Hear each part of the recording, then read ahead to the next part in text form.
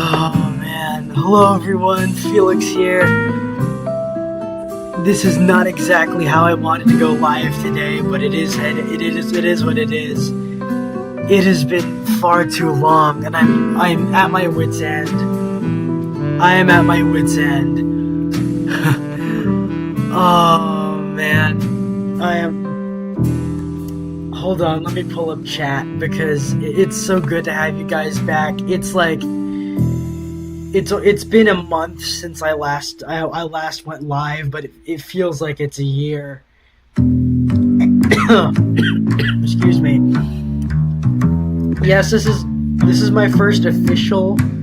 I guess I did it last time before I left for this trip because I was using an OBS. I finally got Streamlabs to work, but that is at least one thing that is working today. It is not the case for anything else because oh man.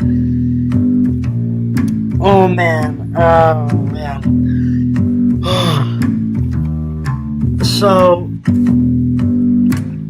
I guess to start, there's been so much. We're already late into July. This was supposed to be before July. This was supposed to be on July 1st. Now we're on July 13th. Oh my gosh.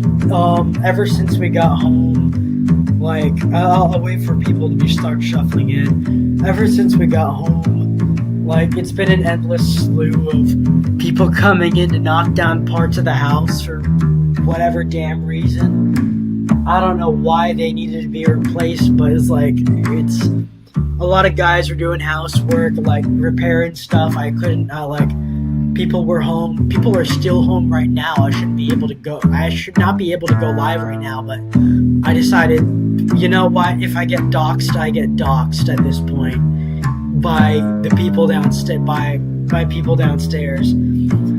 It is just... Too much has happened in between now and in between when I was supposed to do this at all. I guess I might as well, cause I had this whole little spiel because, well, I know it's not exactly relevant to the topic, but it's July. I wasn't able to go live before, but so I might as well get it out. My thoughts on the 4th of July, which is to say, I love my country. I had some kind of rant on my mind. I was gonna go all political, but whatever. It kind of takes away a lot from that now, but all I wanted to really say in regards to the July 4th is I love this country. I love America, and being a world traveler doesn't mean I'm ever gonna leave the U.S. It's too good of a country for me to abandon. I feel like it was always my destiny to be here, even if my parents are foreign born. And I love it here. If you don't love it, leave it. I guess that's all I've got to say. That's all I've got to say because I like this. I love my country too much, and even while going abroad and seeing all these beautiful things, it still makes me appreciate my home a lot more. And I guess that's what I wanted to say in regards to that.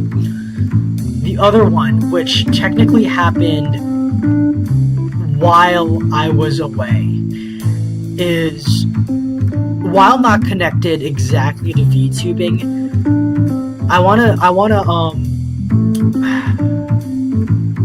This happened while I was away. This happened, I think one of the last nights. No, that was my on my second to last day in Europe. I got the news over Twitter that Hazo had died. This is Senor Hazo, Mr. Hazo. He's he was an Argentine, and he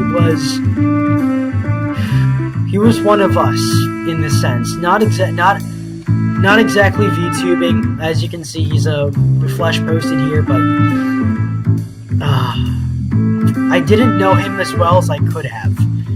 But he followed me, and that means a whole lot. I don't know if he ever came onto my streams. I don't know if he ever did, but that doesn't really matter because he was an oofy. I say that with genuine seriousness from the bottom of my heart. God bless you, Hazo. I'm gonna miss you because genuinely funny person. And I feel like I should have interacted with him more. I should have read his stories more because we're in the same line of work, weaving stories, and his, I feel, are a bit better than mine. And I wish I could have appreciated him more when he was alive because, man, I know it is what it is, and things, there are forces at play that I have no, I have no fathomable way of understanding, but his death was a tragedy, and I wish he was still here, because I liked having him around. I liked having him around a lot. There's Kilroy. My buddy Kilroy, who we collabed with for like the last couple streams.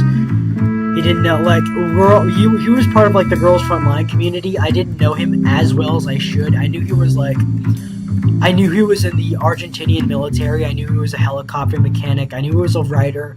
He was a romantic. And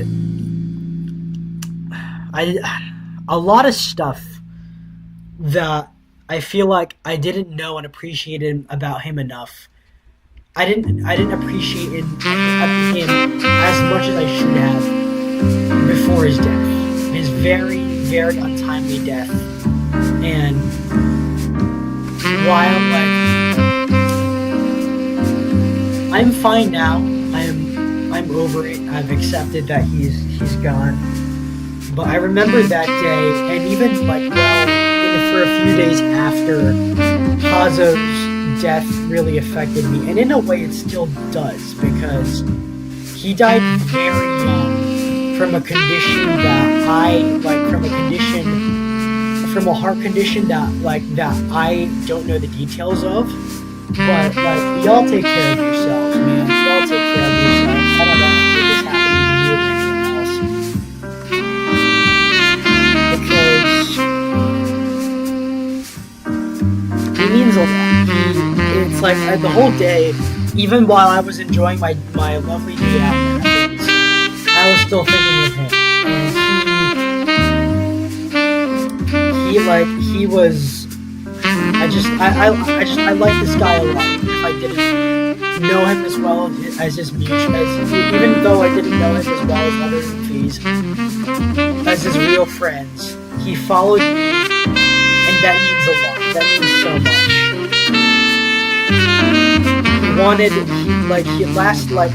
I still remember one of the last tweets he made before he died. It's the one that I remember.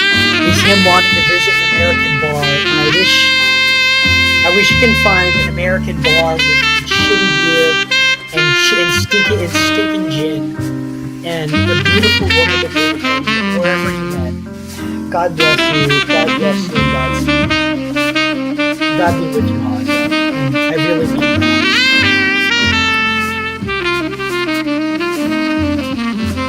This is one of his stories, and I'd say it's very good. Anyways, getting into the true meat of things,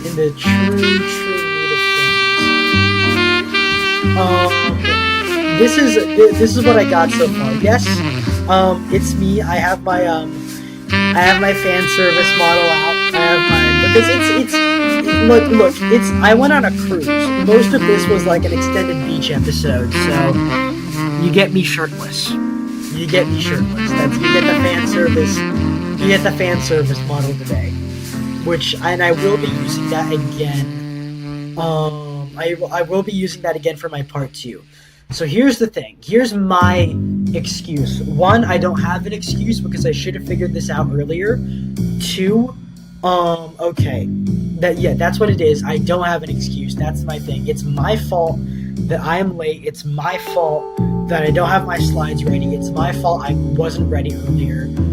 I was going through a lot of mental health stuff earlier when I came back. I'm still working through that now. But I still have this to do. I still have a job to do. And that's to finish this PowerPoint. these Google Slides. I'm still importing a lot of photos, like around half of. I am about okay. This is the longest one I've done, but I have 1, 2, 3, 4, 5, 6, 7, 8, 9. Okay, I have 1, 2, 3, 4, 5, 6, 7, 8, 9, 10, 11, 12, 13, 14, 15,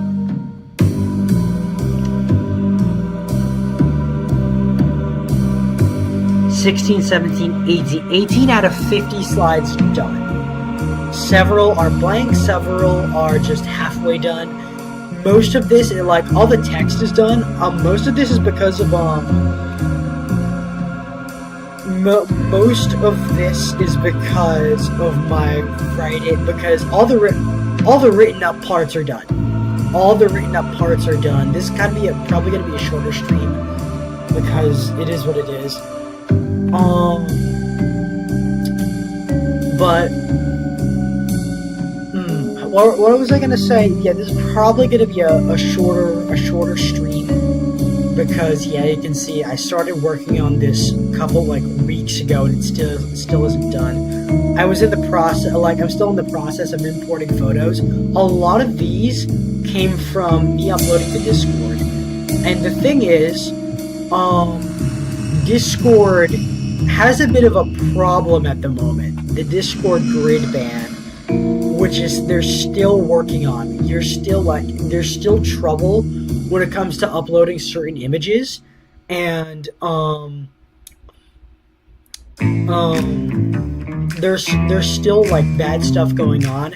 So I decided to upload directly to my laptop, which is a very, very slow process, and all of it is kind of it's tied up at the moment. I have all my photos, but they're not finished. They're not finished. So most of what I'm gonna recount is going to be word of mouth without any without visual aid. At least the stuff that doesn't need visual aid. So there's that. I'm trying to retell stories. So we flew out. Yeah, we flew out from Miami. Hold on. I guess I might as well reveal my schedule because it was weeks ago. We flew out on. Hold on. Let me find. I'm trying. Because I want to get the details right. Excuse me. 3 weeks is June the 17th. Yeah, I flew out June the 18th. June the 18th. I flew out June the 18th. We arrived in Barcelona on the 19th, and we went all around, and then we finally came back on. Was it Tuesday? Was it? No, it was Monday. It was. Hold on. Let me find when I Hold on. Let me go find it. Well, when did I? Hold on. Yeah, okay, June the 30th. June the 30th,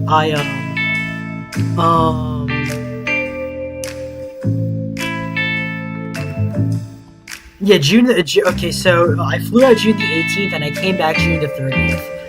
But it was basically landed in Barcelona, okay, so now it's all coming back to me via this map. Excuse me so much. Landed in Barcelona this was via Google Earth. This was by Google Earth, with the assistance of Google Earth drawn. Landed in Barcelona.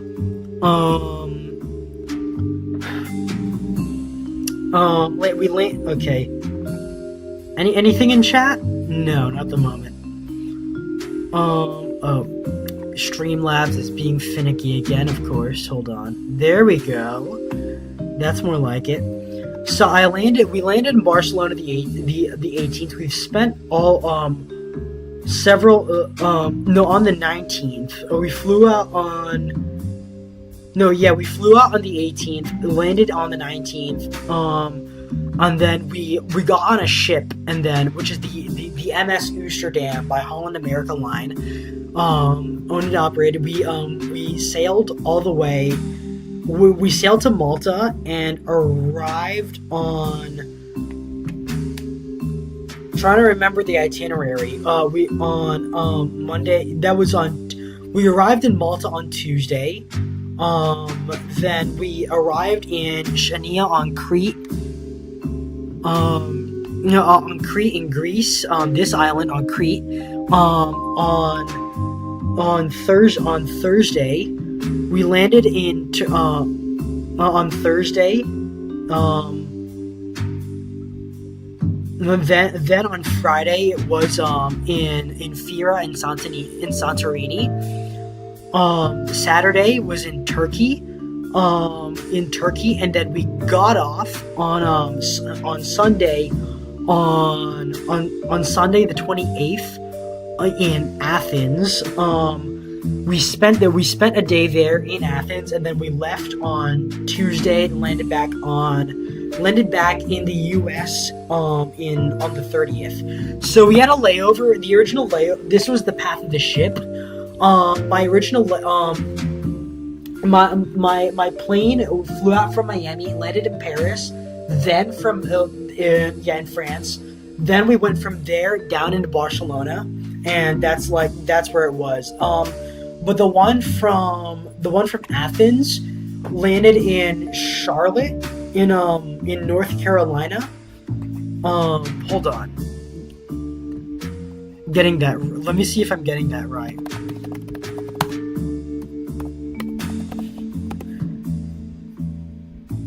We landed in Charlotte, in North Carolina, and then we flew back down to Miami to land. But yeah, so that was the trip. But yeah, so getting by with a lot of this. Thankfully, a lot of the stuff that I needed for just delving back in, recalling all the details. First off, you land in Spain. What does the country of Spain mean to me? Here's the thing. Yes, Spain colonized the Philippines. Yes, Spain colonized a lot of places. I do have a friend in the Philippines who's kind of moving into Spain because he considers it more of his mother country than the Philippines, and he has a European mindset, which he's immigrating to Spain. To me, it just feels more like any other European country. Maybe it's the result of me being an American, although I do feel like a lot of Filipinos share this sentiment of Spain. Besides it being historically significant, it's mostly a country that I view from an exotic lens, simply as it's a far off place in Europe. It's I'm not looking for another cultural or ancestral home, even if I do have I am majority Asian, but I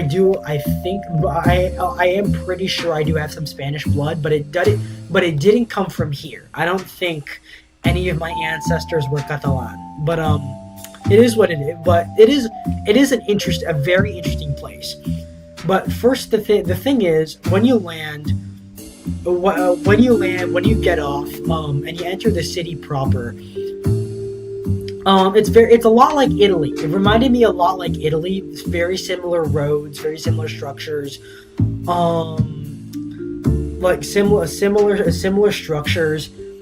The landscape reminds me of Italy, and the infrastructure reminded me of the Philippines. Yeah, it did. The infrastructure of Spain itself. Yes, the country that colonized the Philippines The modern architecture reminded me of the Philippines, and not exactly in a good way. Like, you can tell, like, here's the thing. Like, what I'm going to be very upfront about. A lot of the European countries I visited in the past were very wealthy. Even though they're not as rich as America, like, you could tell that they're very luxurious, very sophisticated. I went to France before in my childhood when we went on vacation there. I went to France. That was I went to Paris. That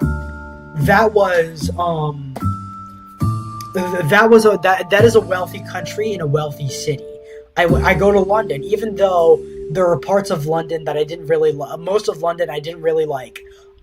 You could tell it's like Britain, at least comparatively to the rest of Europe, is a rich country. I go to Italy, even like outside of the touristy spots, like besides places like Rome and Florence and Venice. You go to Milan, which is a modern city by European standards. It's like, you can tell it's a rich country. I go to Barcelona. Barcelona is is the second most populous city in Spain. It is widely considered to be a site of major economic development. And you can tell Spain is not a rich country. It's not. It's being very, as nice as I can about it, it's not wealthy. Is it richer than, say, third world countries like the Philippines? Because I've been to the Philippines several times and I remember the architecture there. Is the infrastructure better than the Philippines? Yes, but it suffers from the same issues. At least the stuff like that they have built. It's not like it's a very beautiful city, but I would not like to live here. It's not some place you would like to live. Maybe if you get some kind of tourist syndrome, like reverse Paris syndrome, where you imagine yourself living in a certain city. Like, even though Paris is not a good city, when I visited it as a kid, it was very pretty, and I could imagine myself living there. When I visited Rome, which I talked to y'all about,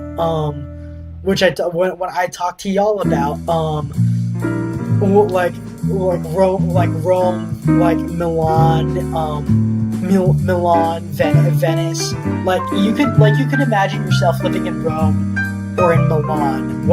I could, at least when I visited there. That is not the case for Barcelona, and as for the other countries that I visited, that is not the case for Greece. That is not the case for any city in Greece. Greece is a beautiful country. It is also in the same boat as Spain. It is not wealthy. It is not, yes, a lot of rich tourists will go there, but the cost of living is high, just as high as it is in the US, without the kind of benefits that you have. Yeah, I am shit-talking Barcelona and Spain. That's being upfront about it. Again, beautiful city. There are many things that they have that I wish that we straight up do not have in America, or I wish we did have. But it's not exactly rich. It's not exactly. You're not gonna find, we had to if you stay local, or you live like a local, you're not exactly gonna have the best lodging. And the funny part is that the city of Barcelona banned I think because of some kind of anti-landlord control or whatever, they banned Airbnbs within major sections of the metropolitan city. So you're not going to find an Airbnb apartment, even if it is. The rooms are going to be very small. Majority of the time, when it comes to traveling abroad, you are better booking it in some kind of Western style hotel.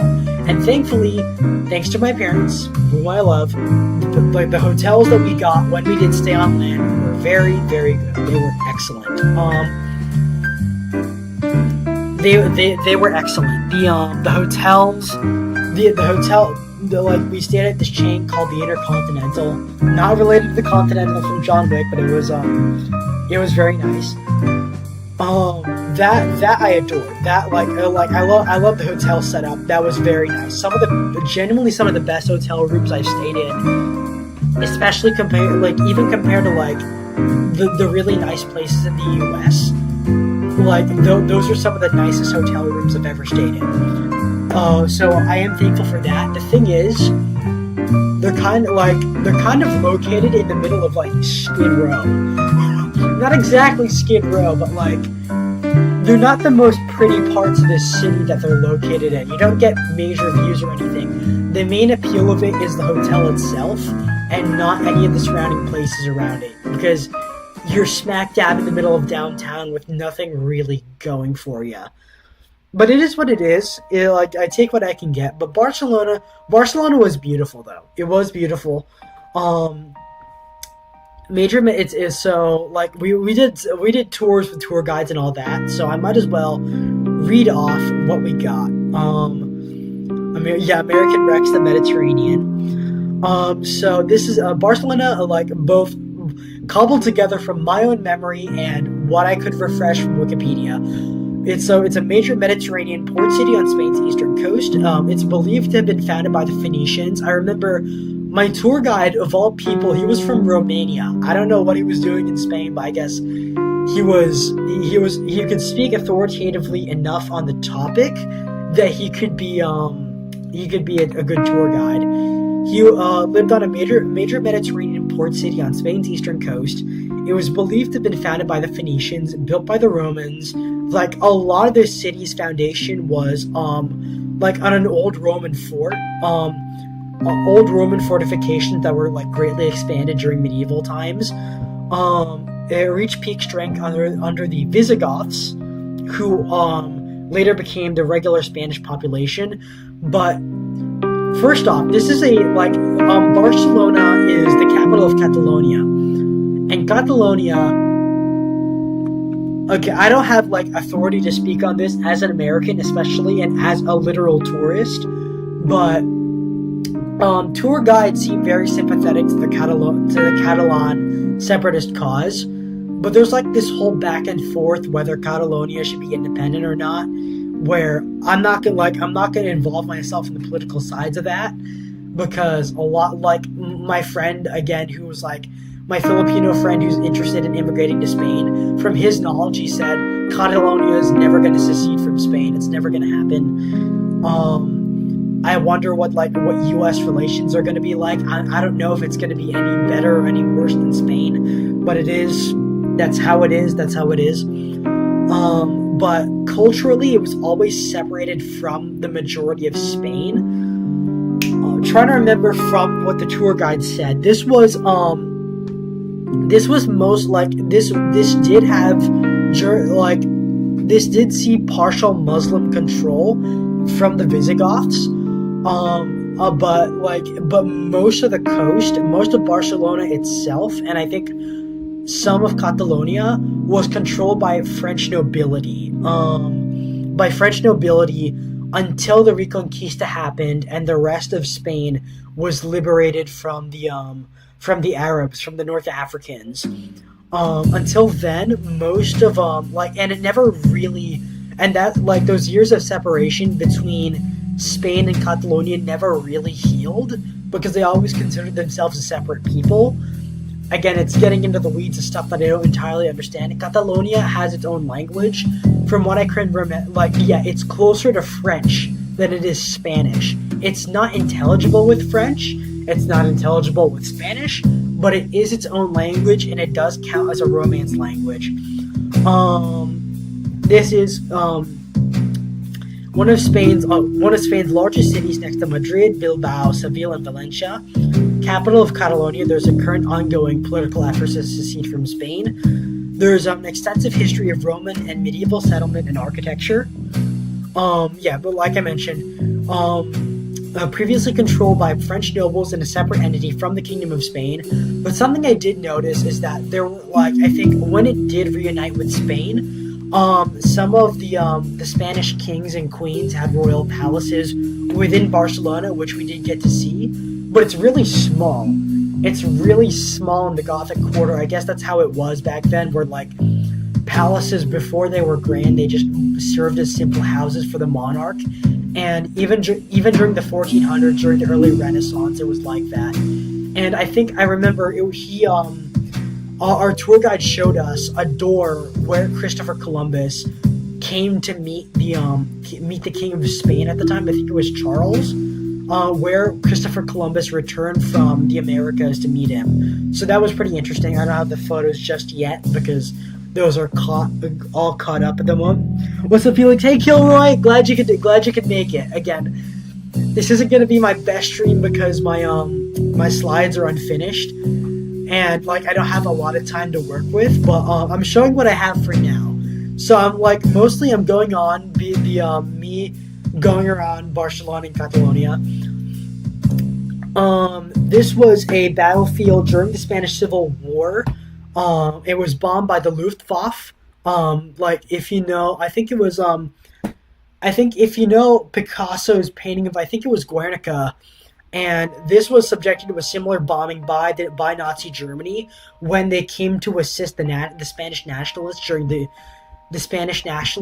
war. The Spanish nationalists did win, and it served but because of its close ties to Britain, the Spanish nationalists remained neutral in the war and basically served both sides. They stayed out of World War II, but it was bombed by the Luftwaffe and the Regia Marina, which was the the Royal Italian Navy at the time, in assistance to Franco. But yeah, this is like the city square of Barcelona. You have the administrative capital of Barcelona on the right side, and the administrative capital of Catalonia on the right side, and and on the left here is is Barcelona City Hall. We didn't go inside or anything. We just took pictures. We went to this candy shop that was apparently older than the United States, which is crazy to think about. And we did buy this candy called Toron. I liked it when they handed out samples of the candy, but we brought a pack home to the States, and it sits there lying there unopened. We haven't touched it yet. I wanted the chocolate one, my dad wanted the strawberry one, and I decided, let's get neither, and let's just get whatever we sampled from the lady that gave us the candy. So we got the big sample pack from there, and we haven't touched it since. I don't know what building this is, but this is a street level view of Barcelona. This is the administrative center of this is their parliament, or maybe their White House, in Catalonia, the administrative capital of Catalonia. And this is Barcelona Cathedral, not to be confused with the Sagrada de Familia. The Sagrada de Familia is probably the most famous church right now, besides Notre Dame in the Vatican. That is different. That is the original. If you want to know what Gothic architecture looks like, I showed it off parts of it from my Italy video, my Italy Felix Travels. But this is the original style of Gothic architecture. You can see the open roof. This is a major site for a major site for the Catholic Church in Spain, in all of Spain, not just Catalonia, not just Barcelona, all of Spain. I think the Archbishop of whatever,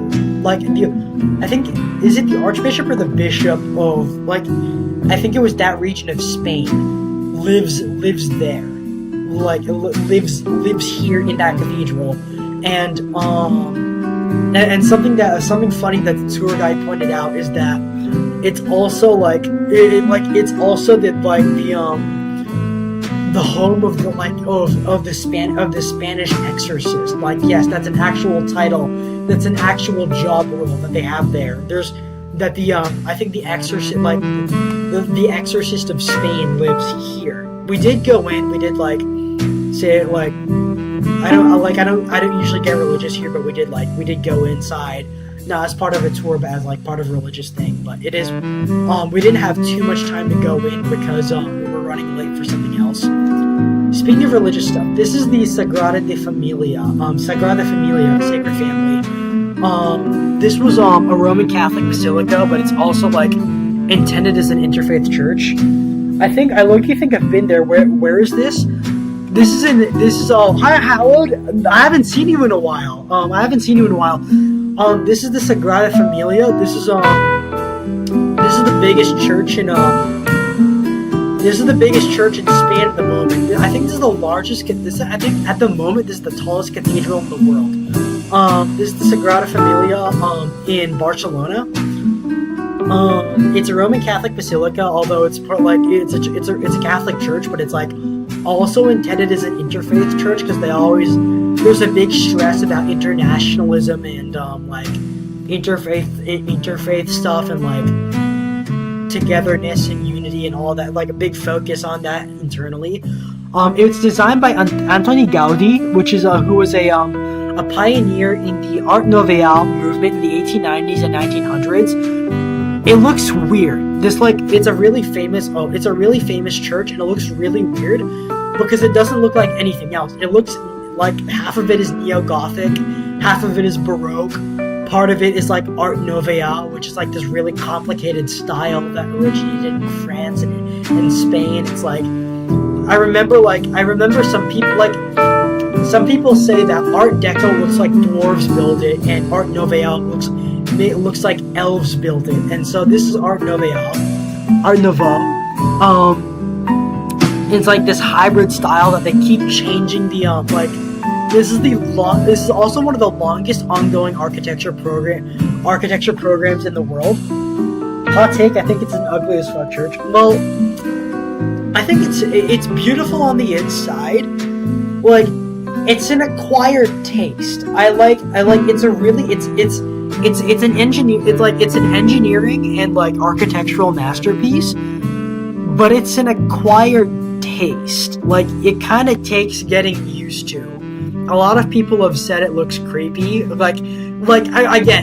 I'm pretty sure a lot of I think Devil May Cry 5, DMC Devil May Cry 5 of all places took a lot of like architectural inspiration or design inspiration from the Sagrada Familia.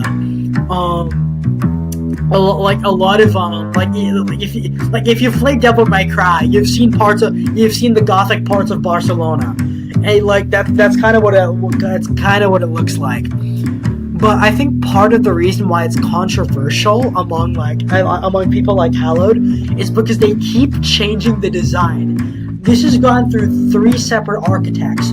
2 are Spanish, well, one is Catalan, Antoni Gaudi. One is Spanish, I think, or maybe he might be Catalan as well. And then the latest architect who's still working on it now, but there's 4 architects. I think one of the architects, like one of the newest one to lead the project, I think in the 2000s, was a Japanese guy who saw the cathedral as a tourist and decided, a Japanese architect who saw the cathedral as a tourist and decided, I want to work on that thing, and then he's been adding new stuff to it. This side was completed, there's like this whole story about it, where like the central structure was this is the first side to be finished. It's this long story about about the nativity and Christmas, which is why you see that Christmas tree there. I think it's considered a Lebanon cedar. And then there's this whole Christmas and nativity scene that's built into the side of the church. That was the first one to be completed. Probably Ana Orlando from Dark Souls in that church in Cologne. This looks more Devil May Cry to me. If you've noticed, those are modern construction cranes, and they're still building it. I did go inside, but they're still building the thing. If you can see, this part of the church looks completely different from this side. This is Art Nouveau. This is like this is neo-Gothic, and like it's two separate sides, and they're still building it. Like parts of the church are so old that they've already been weathered, compared to like it's both. It's like the point is to look weird, because here's the thing. Like, yes, part of it is about like the Catholic Church and the celebration of religion. It's supposed to be like this. It's less of a church and more this like big celebration of what God is supposed to mean. In like a less religious, more spiritual sense. Yes, it's a church, but it's like it's complicated, and you have to like the tour guide had to give us this entire spiel on who Antoni Gaudi is, a guy who I don't entirely understand, because I've only been in Barcelona for one day, and despite having seen 3 of his buildings, I still don't entirely understand the man. You can tell what his architecture is. It's a really beautiful style, but I don't get him. I don't get him as a person. Hold on, let me, this guy, where is he? Antoni Gaudi, the Venerable, a Catalan architect and designer. Like, apparently he's a really eccentric guy. This is what the Sagrada Familia looked like in 1926. So they were still building it. It wasn't even finished. This was in the 1920s when they were still building it. This is what it looks like now. Like, they're still not done, because they had to put, like, this started in the late 1800s, in the 1890s. And they had to put it on pause because of World War One. It stayed paused until through World War II, and with the Spanish Civil War and World War II. Then it's still like, I think it's only started restarted in the 1950s, and then they've still been adding to it, and they keep changing it. I gotta go. By the way, the music is a little loud. Hard to hear at times. Have fun. See ya, Halleck. But yeah, it's a really complicated thing. It's like, where you consider Gaudi like this mad genius who was putting all this together, and they have this giant crypt where he is, and they have this underground section where they have just like pieces of everything. And then this is the inside. I haven't finished uploading the pictures yet. All of the inside is new, and as you can see, like, there's this like whole emphasis on like organic structures. Oh, excuse me.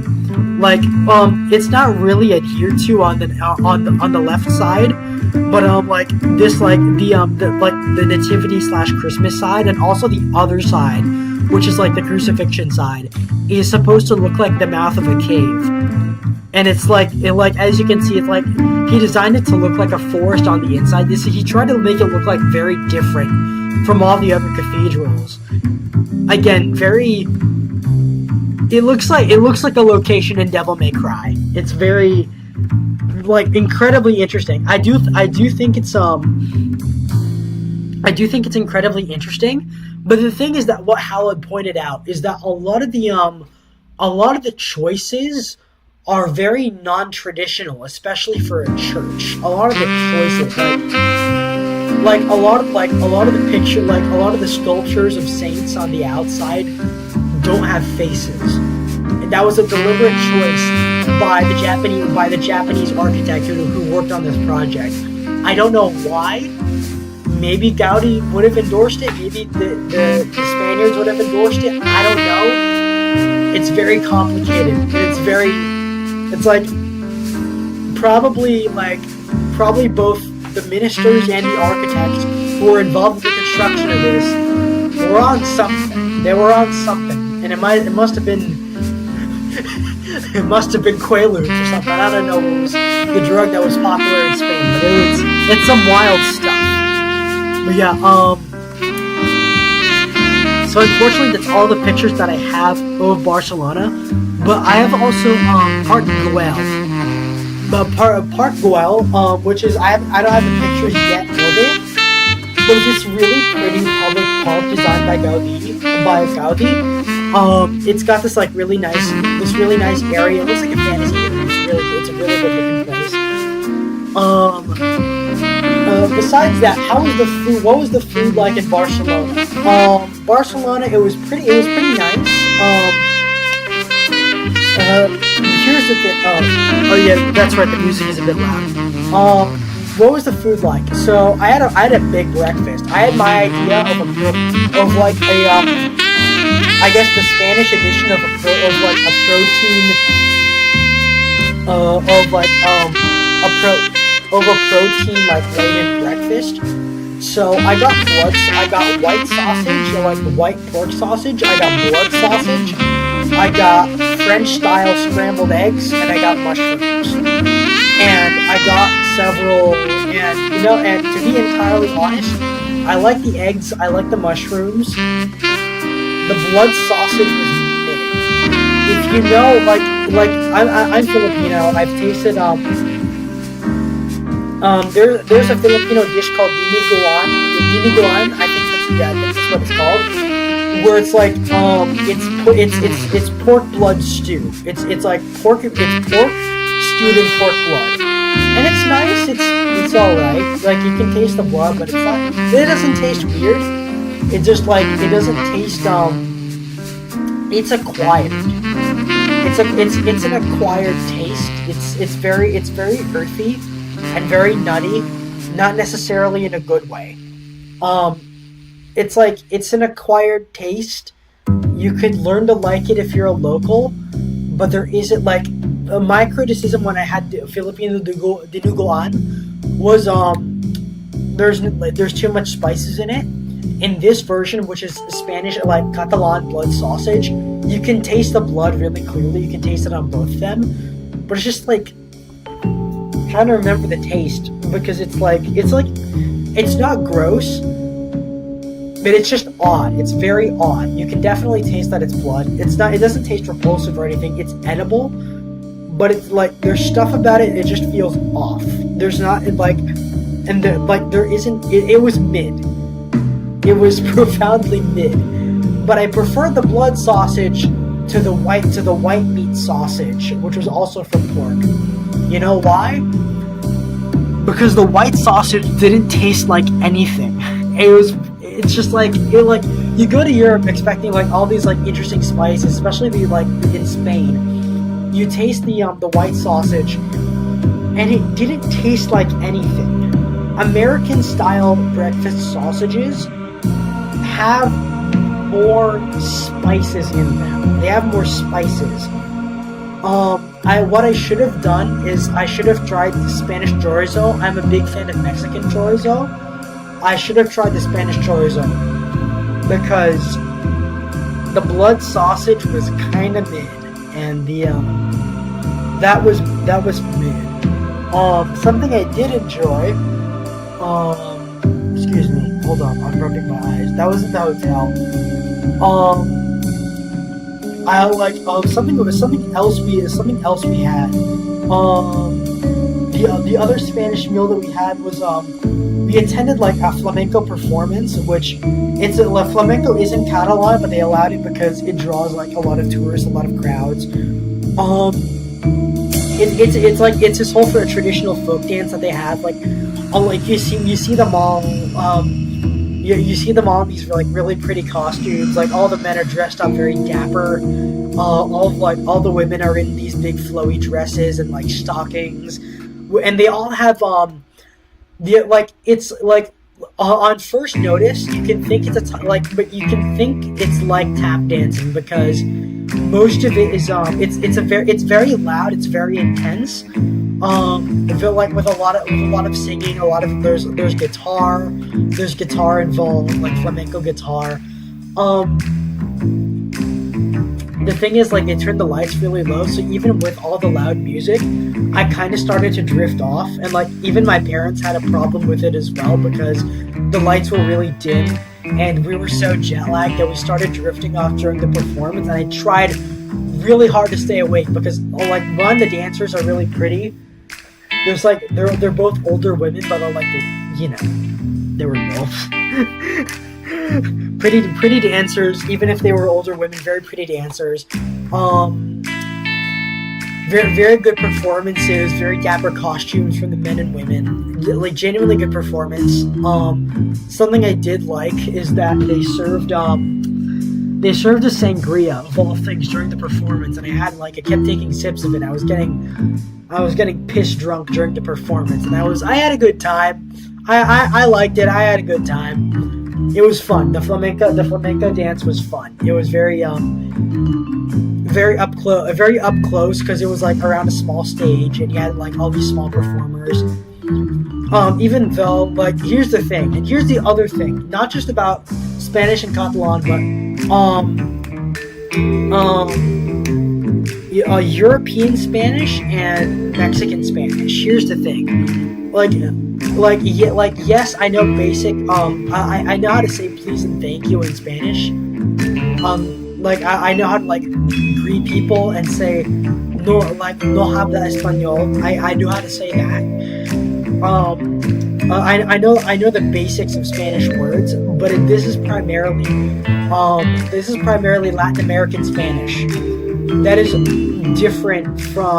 markedly different from Spanish, from European Spanish. And while you can kind of tell what's going on if you know a bit of Spanish, if you can read. I can read European Spanish. I cannot speak European Spanish. I cannot understand European Spanish by any means. I can barely even understand Latino American Spanish.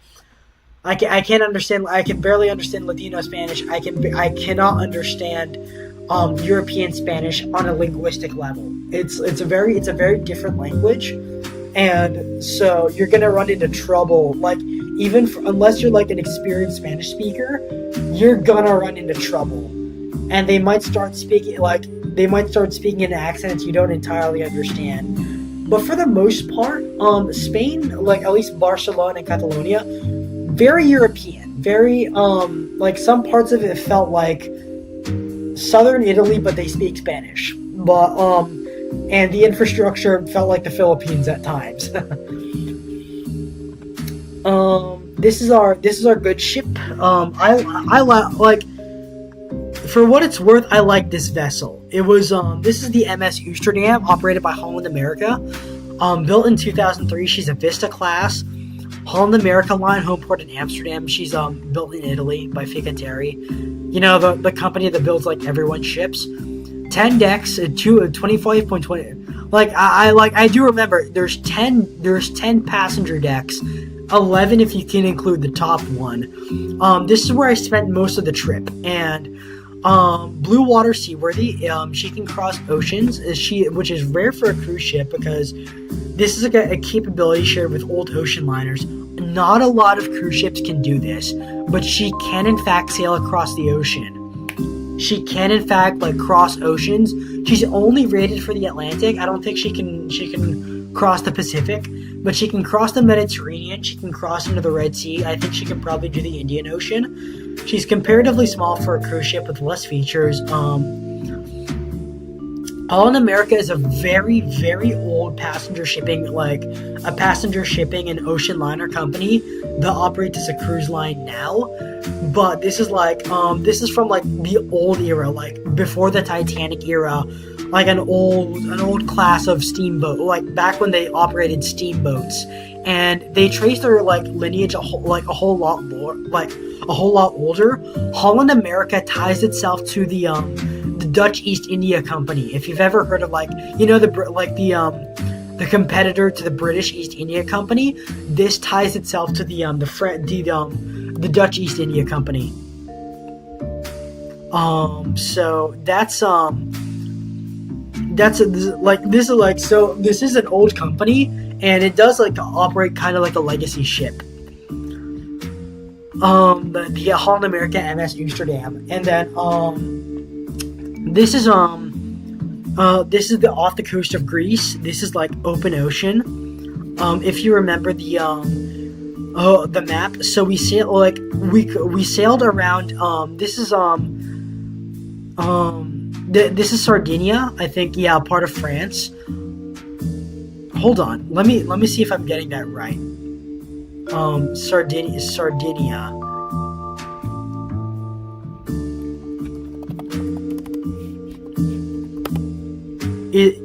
Is this Sardinia? Yes, that is Sardinia. No, it's controlled by Italy, not France. I got that mixed up because I know Napoleon was born there, but we didn't go there. Hold on. Give me a momo to get back here. This is so we sailed around Sardinia. We sailed around Sardinia. We missed Sicily, and then we ended up in Malta. So these are a couple of views from the ship, and the ship, like, here's the thing about the ship. It's she's a good ship. Oh, in terms of her traveling, in terms of her, like, as a ship, as a literal physical ship, like, yeah, like, yes, when she's like steaming slow, like, you can barely feel a thing. You can you can't feel like you're moving at all.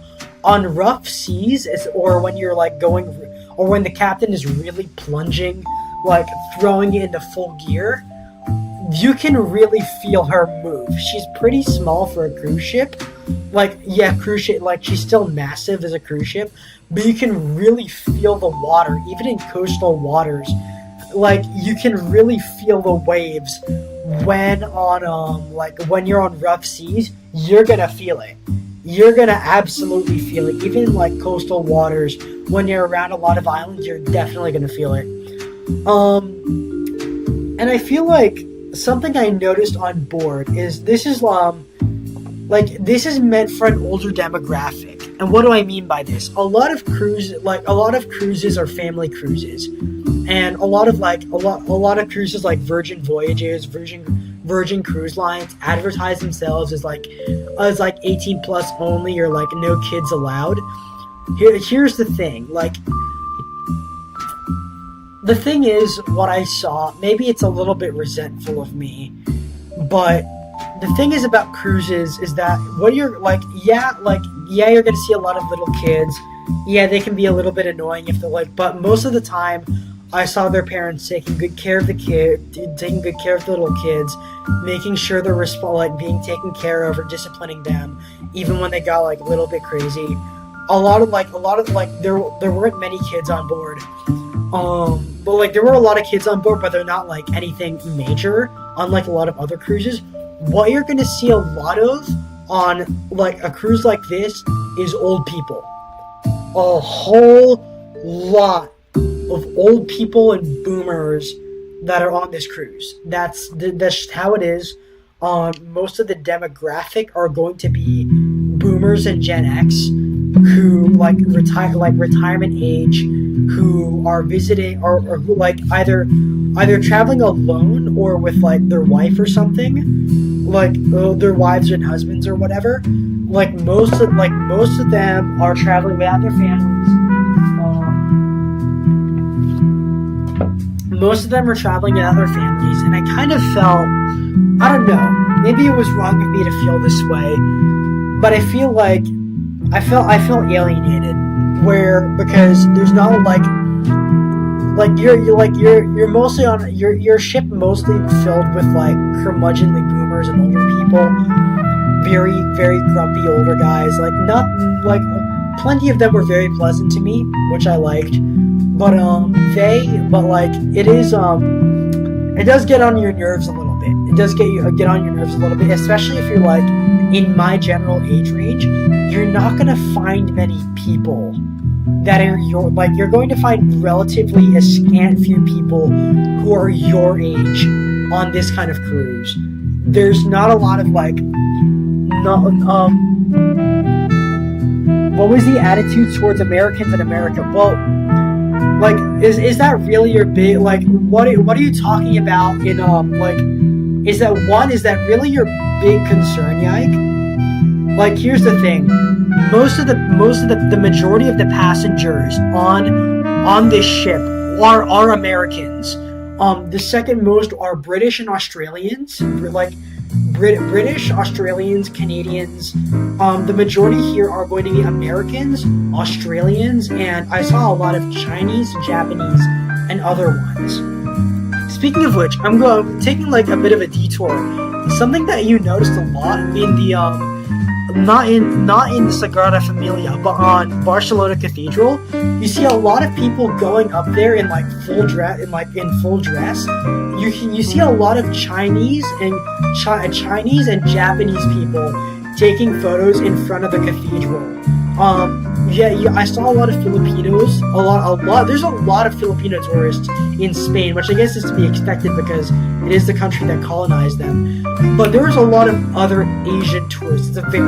Europe is extremely popular, primarily for Asian tourism. Japan, Korea, and China specifically. A lot of Chinese, a lot of Japanese. They were taking a lot of pictures in front of the and they're dressed very dapper because there's a lot of couples on honeymoon. I saw a lot of like white guys, like probably like British and Americans, doing this as well.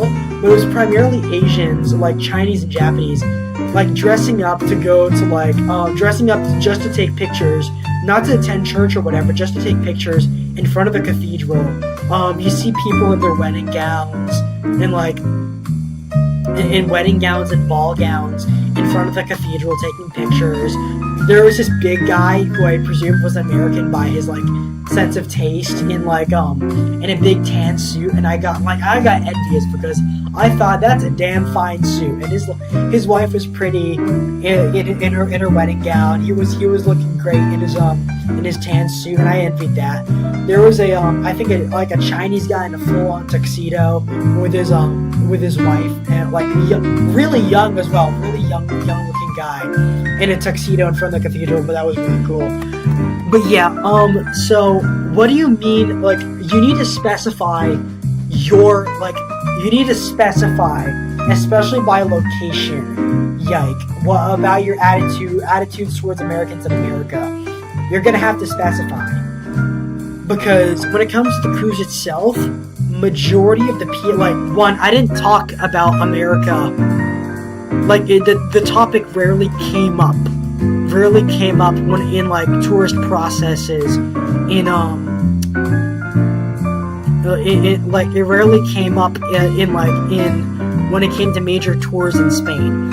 On board on the ship, it's called Holland America for a reason. Majority of the captain was Dutch, but the majority of the passengers were American. Anyways, something important, but yeah, like something that felt like important to me, worth mentioning, is there's not a lot of amenities on. Like, yes, it's luxurious. Like, yes, there's like, if you get special drinks packages, you can eat and drink all you want. You can like, there's pools and everything on the stern. The bow has this nice cafe where you can just like lounge. It has a pretty good gym. I did the gym. I used the ship's gym at least once.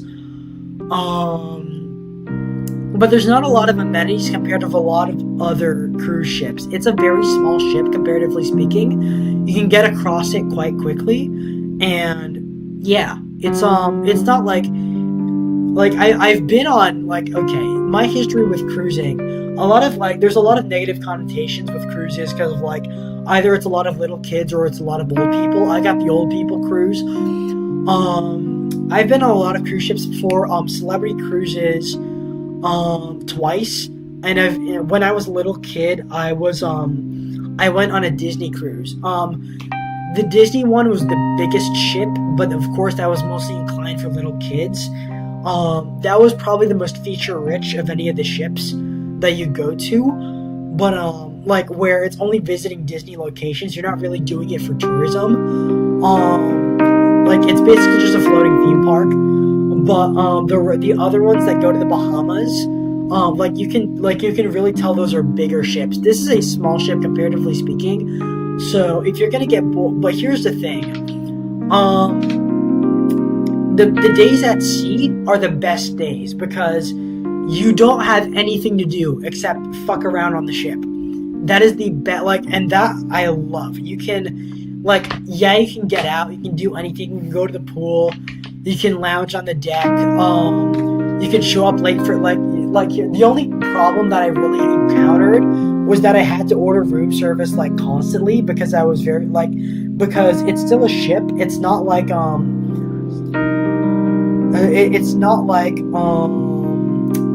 It's not like a hotel. And like even hotels have like room service, they close after a while. But like the thing is, like, the ship kind of forces you to run by their schedule. It's a tight ship, as they say, it's a tight ship. Where you have to, like, either you show up for dinner or you don't show, like, or you don't get it.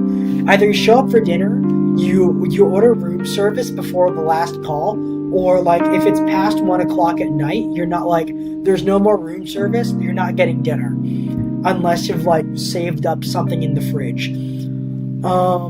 That was a bit of a hassle for me because I like to eat my meals very late. I have a very irregular meal schedule. So this kind of forced me to play by their rules. But yeah, it was like, but the food was pretty good.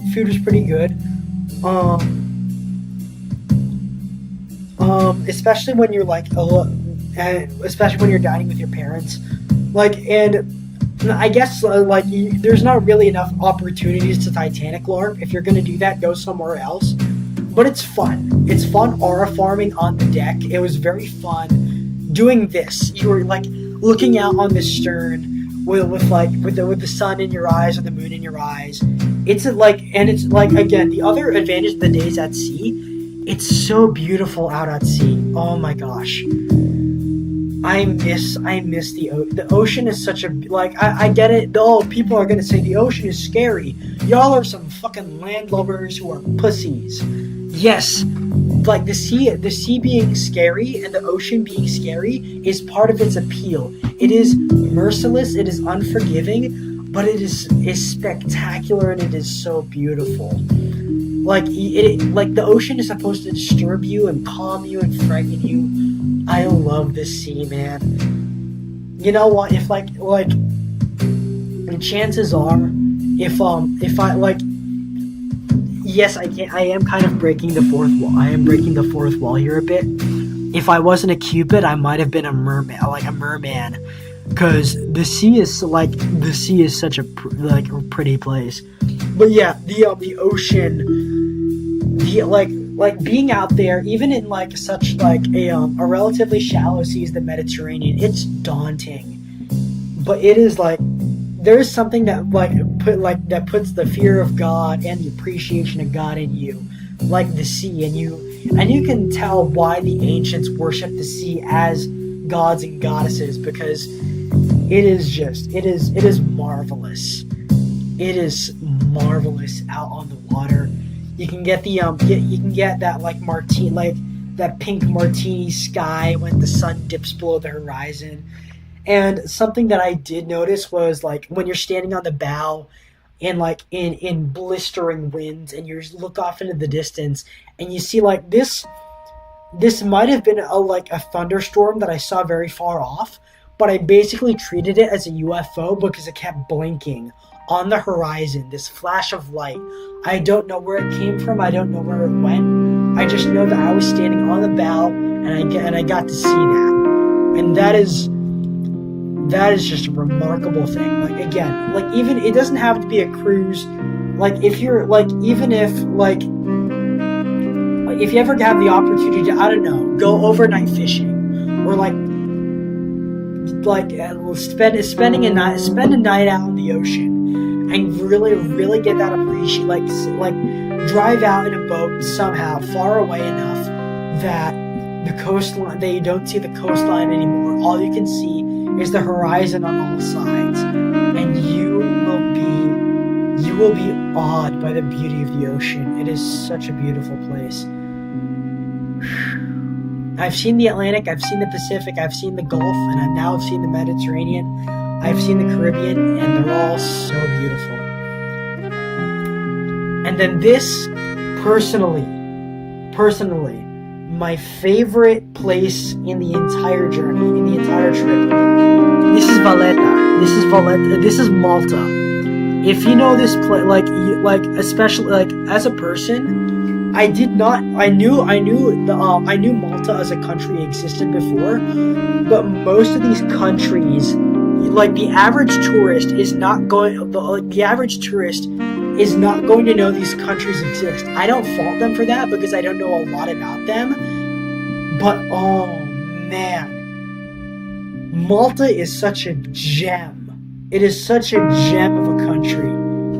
Oh man, it is like I this was like Malta was like I didn't even expect it to, but it was the high. Like I kind of was like hyping it up because one, Kilroy, who if you're in chat, he played 007 First Light. I unfortunately did not have the opportunity to play 007 First Light, but I was like, if there was like, oh my gosh, Malta was peak.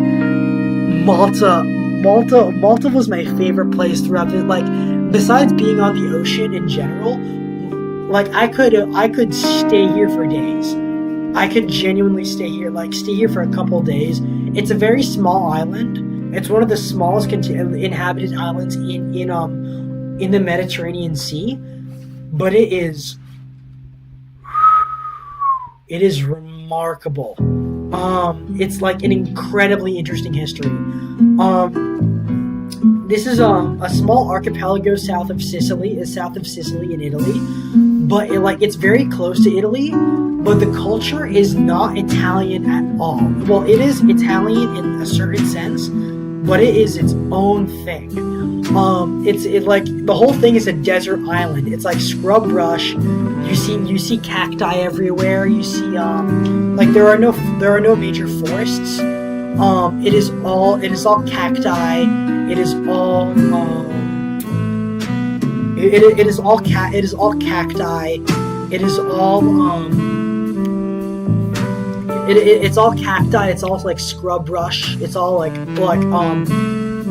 if you've seen North Africa, if you're like, or I got to see a lot of Greece later, the environment is a lot like Greece or maybe like coastal northern Africa. It is like there are no forests here. There are no grasslands. It is mostly like semi-arid, not tropical, semi-arid scrub brush desert, and it is literal desert island. It is one of the oldest continuously inhabited places by humans in Europe. It was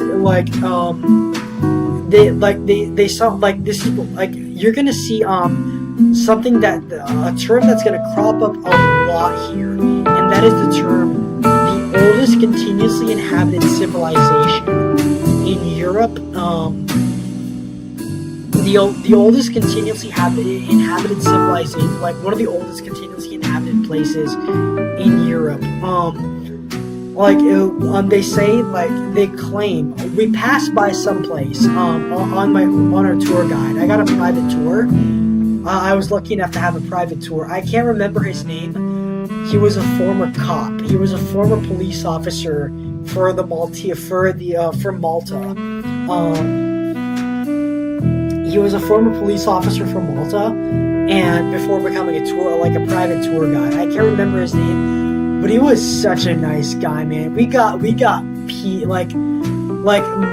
starting from Malta, most of our tour guides were just peak people. I like great people to be around, great people to whether private tour guides, drivers, chauffeurs. It was great, man. They loved them. What I can say here is that they love having Americans around and having them experience that. If you're so insistent on that question, the Maltese love Americans, and without a doubt, even if we don't have much history we have approximately zero major history with Malta, but they still love us anyway. At least my driver did, because it's an incredibly interesting place, and I guess they're very welcoming of tourists because they want more attention there. So, okay, Malta, it was so originally it was settled, the first major civilization here was the Phoenicians. Then the Romans came and colonized it. It came under the Byzantine Empire. It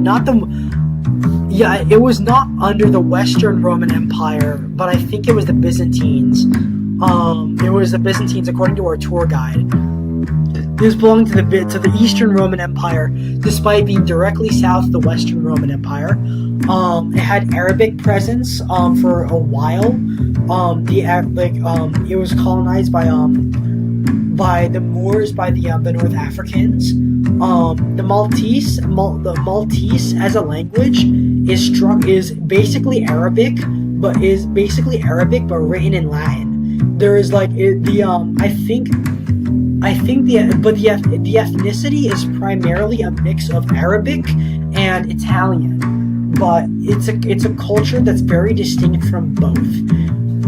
Famously, this is like if you know your Bible, if you went to Bible school or whatever, this is the island that Saint Paul washed on when he was being taken to Rome and being arrested and taken to Rome. This is the place that Saint Paul came to when he was shipwrecked. Was the island of Malta, where he was bitten. Like, if you know the legend of him being bitten by a venomous snake, by a viper, and he still lived because he had the protection of God. This is the island where it happened, and most famously, this is Malta. Like, as a modern country, there was a lot of people already living here. Again, because of the Romans and because of the Arabs, but it was officially brought. But as a country politically, it was founded by the Crusaders, and that's like the coolest shit. That's like the coolest shit ever, man. It was founded by the Crusaders, by a military force known as like the Knights of Saint John, by a French knight named Jean de Valette, which is where the capital comes from, Valletta. It's like, here's the thing. What I wish we got more out of Fallout is if, like, instead of them basing it off of like Arthurian legend, if they based them off of like the Knights, if only, like, I know it's more Warhammer. It's more like Warhammer 40k than Fallout. But if they based the Brotherhood of Steel off of like the Knights of Malta, and instead of elders they had like grandmasters and stuff, that would have been badass, man. That would have been sick as fuck. That would have been baller. And I just love that part of the history because like just the idea of like a modern Crusader state. This is the even more so than the Vatican. This is the closest you will ever get to a modern Crusader state, because it was literally founded by the knights, by Knights of Malta, who liberated it from the Arab Caliphate, and like because they were driven out of Jerusalem by the Arabs, so they found this as a stronghold. They liberated it from the Arabs, and they kept it, and they founded the new capital, Valletta, which is the new capital today. Just like, again, the idea of them being founded by knights is just so cool. It's just so cool, man. It's just so. I loved Malta. It defended from Turkish and Ottoman attack. In the famous siege of Malta in 1565. Malta was later conquered by Napoleon. By Napoleon's forces in the 1800s, and then. Right, and they didn't keep it for very long because, like I think less than a decade after Napoleon's men conquered Malta, it was handed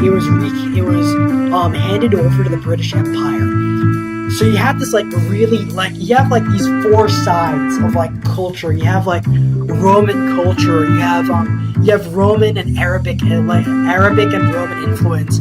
It's mostly founded as a Crusader state, and now it became part of the British Empire. This was part of the British Empire in the 1800s, and they basically built so the Knights built up most of the island, and then after the Knights were taken from power, the British built the rest of the island.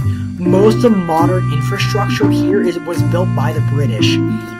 They drive on the right. They do like Commonwealth customs. Like next to the Knights, like there's statues of like World War II British soldiers and a statue of like Queen Victoria and I think Queen Elizabeth.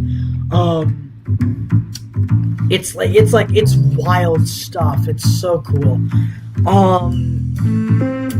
This was like one of the most this was besieged by the Nazis by the Nazis and the Italians, bombed by Nazi Germany and the Kingdom of Italy during World War II. So like this came under siege by the Luftwaffe and the Regia Marina. It was because it was a British base, and so like a lot of like there's one of the first things you will see coming off the port of Valletta is like this British fortress where they have like where they still maintain like where the Maltese army still maintains like British military traditions, like firing guns here.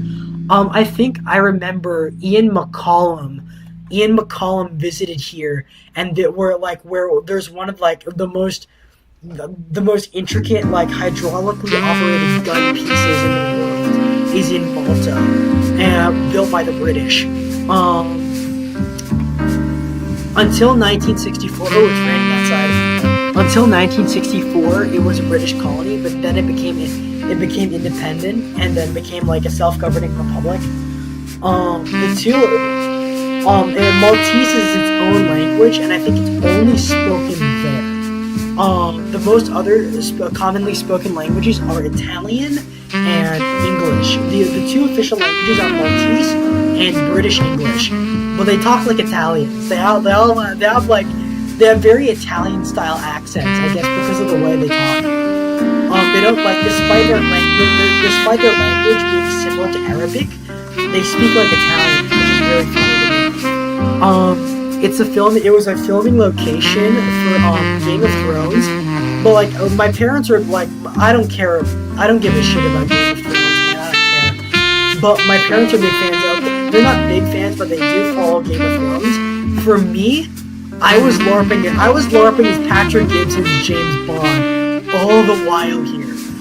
Like, look at this, man. The whole most of the inner cities, Valletta, Mdina, and Sanglea are built out of limestone and sandstone, and despite having modern buildings, they're all built in this like very classical style.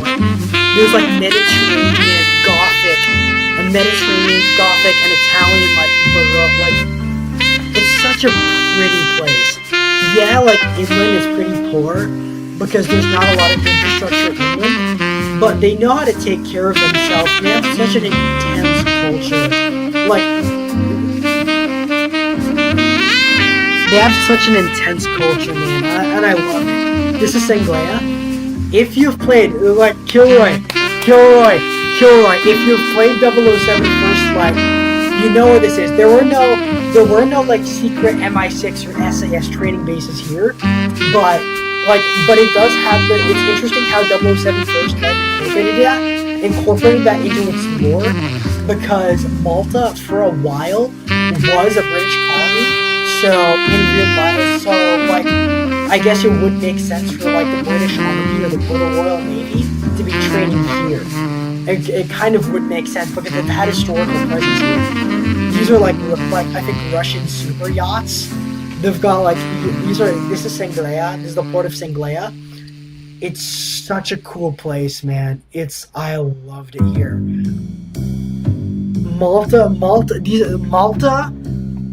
Malta is such hype, man. Malta is such hype. And this is genuinely like one of my favorite places. This is the Blue Grotto. This is the Blue Grotto. This is the Blue Grotto. Again, Kilroy. I am praying that you were listening to this, because like if you're ever gonna go to vacation in Europe, you would have such a fun time. Like you're probably gonna go to France or whatever. You'll have such a fun time in Malta. It is so cool here. If you care about the history, if you care about like medieval history, it's so cool. Even if you're like a Bond LARPer like me, you're gonna have fun. This is the Blue Grotto. This is like, I think a lot of famous places, like a lot of famous like several famous movies might have been filmed here, I think. But it's like, this is like, it's known for that lagoon here, like the cave. There's like an underground cave network that I think has like its own temple or its own church inside where you can go in. There's like there's these caves, like there's this like rocky outcrop, and what you can see right here, Kilroy, if you're listening, what you can see right here, this little island, this used to be a bomb, it's an uninhabited island in Malta. It was used as a bombing target for the Royal Air Force during World War II, where they would fly missions out there in preparation for attacking the Kriegsmarine and the Regia Marina, or attacking into Italy, because this was the place that I did lie, America does have a presence here. American troops under I think Patton were garrisoned here before they invaded Sicily and then took over Sicily from fascist Italy. This was the invasion point where they came from. But this island, I can't remember its name, but the tour guide explained it to me. That was a bombing target during World War II. Currently, it's uninhabited. If you want to build a Bond villain lair, you could build it on that island, just north of Malta. You could build it there, or like MI6. If you could build your own training base there. That's just cool as hell to me, man. That's just cool as hell. This is Mdina. This is the oldest city in Malta. This is the stronghold of this is the stronghold of the knights of the original knights. This is this is the entire south side of Malta. As you can see, most of it is desert, but there's a lot of vineyards and a lot of olive orchards here. It is just so cool. It's just such a badass place. And then Mdina is really interesting because it's very similar to the European walled cities. And I was really surprised. Because apparently originally they filmed Game of Thrones here. I was surprised to see when we went inside. When we went inside. When we went inside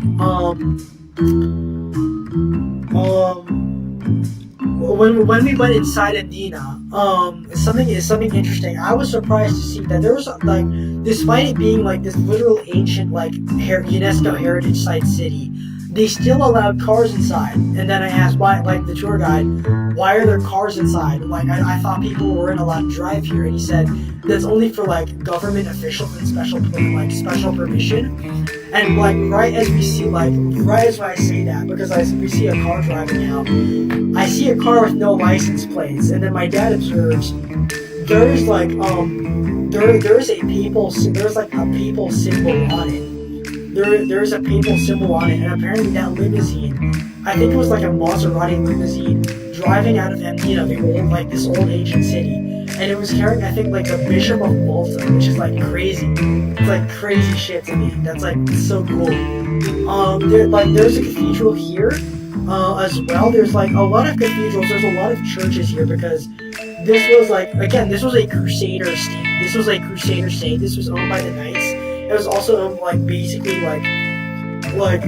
because it's a knightly order. It was very religious. And they invited a lot of priests from the Catholic Church to build up churches here. So there's a lot of cathedrals.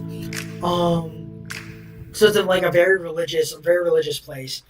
But even outside that, you'll never feel alien here because it's just so cool. There's vineyards, there's wine tasting and shit. This is inside St. John's Cathedral, and this is the burial place for the original knights. This is where this was functionally the the religious headquarters of the Knights of Malta. Which is really cool to me. You can see the Grand Master Knight. There's this whole story about a special painter that painted several frescoes here. I'm trying to remember his name, but I can't remember his name. And that's I guess I'll leave it I might leave it off for here, but no, I think I'll keep going.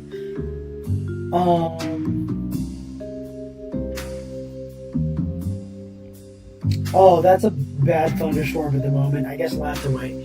It is what it is. I'll keep going. I don't have a lot of pictures at the moment, but what I will share, I guess that is functionally my part one. Again, I can't remember his name. I wish I could remember his name, but our tour guide in Malta was such a based guy. He was such a cool guy, man. I loved having him around. He I guess you could tell that I was really big into history, and so I was very attentive when he was explaining stuff, and I kept asking around. I guess I'm proud of that because the best thing you can be as a good tourist is to be attentive. There's no there's no stupid questions. Apparently, there's no stupid questions. If you're an autist like me, you're gonna love these places. Blue Grotto, you're gonna love Malta. I'm waiting for until I'm gonna cover the Greek and the Turkish side of things.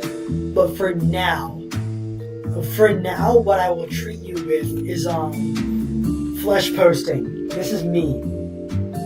This is me. This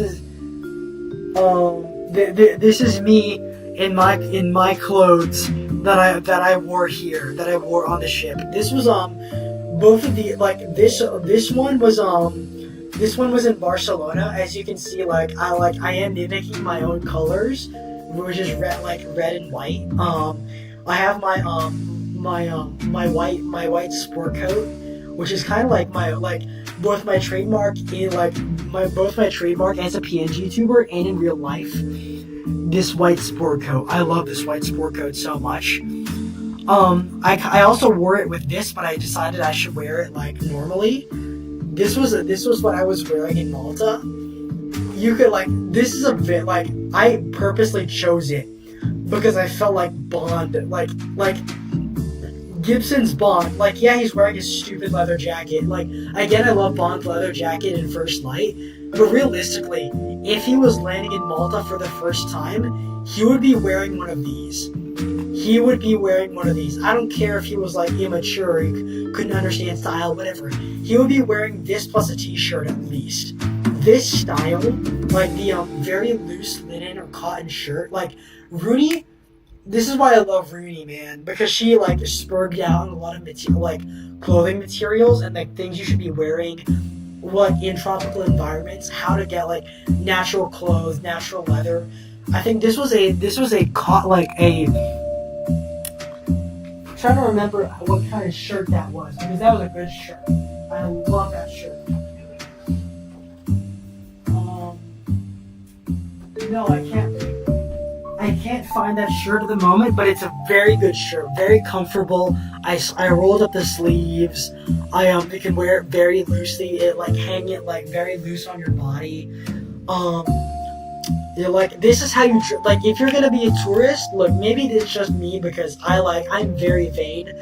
All Cupids are vain, but I take it to specific levels.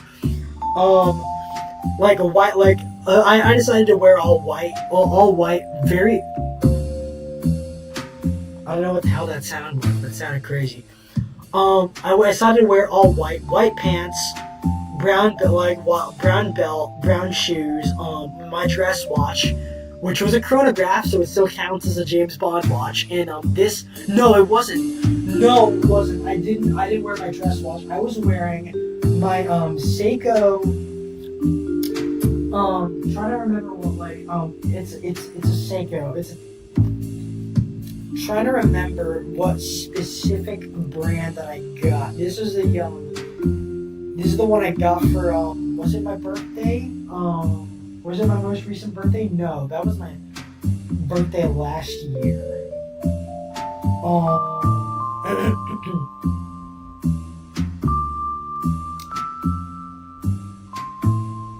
Yeah, that was my birthday. My birthday last year. I'm looking for this specific model Seiko because hold on. It might be sold out. SSC 941 Seiko SSC 941.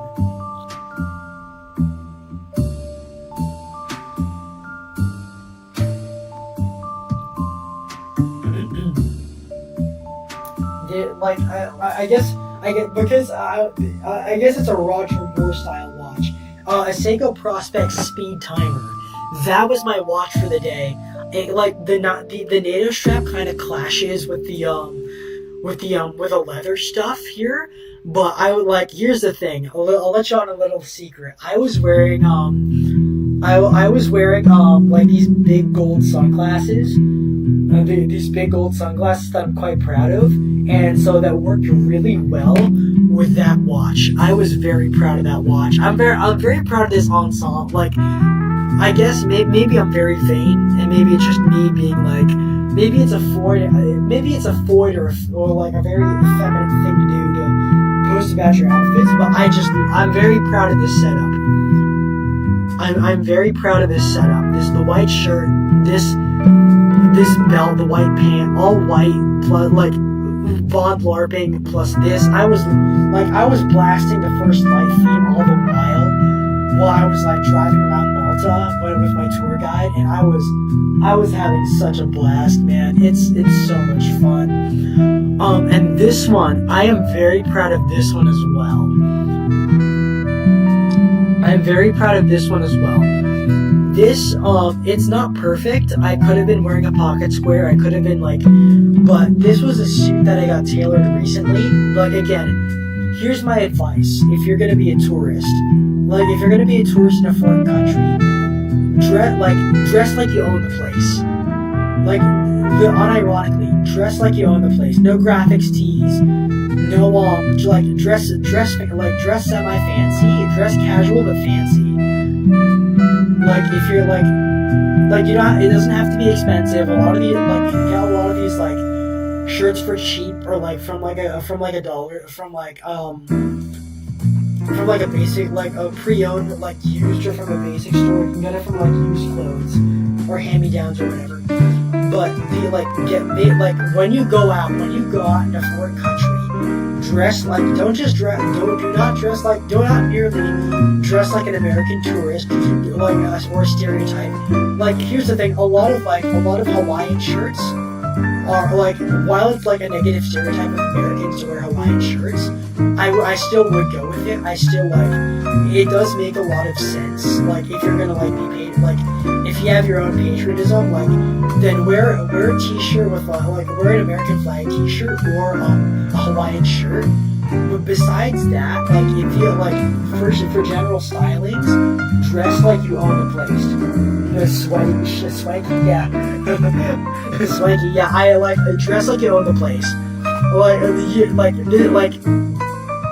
if you see like, what's his name, Jordan Balfour from like The Wolf of Wall Street, dress like him. If you're gonna go out on vacation, dress like even in the U.S., dress like you own the place. It's fun to do that. It's really fun to do that. This one I'm very proud of because on the ship, like this was all for a day at sea, I think. This I'm very proud of this outfit. This was the suit I got tailored recently. It was like, it's an off the rack, but I still got it cut for my size. The pants are a little bit short, so they're not perfect. But here's the thing.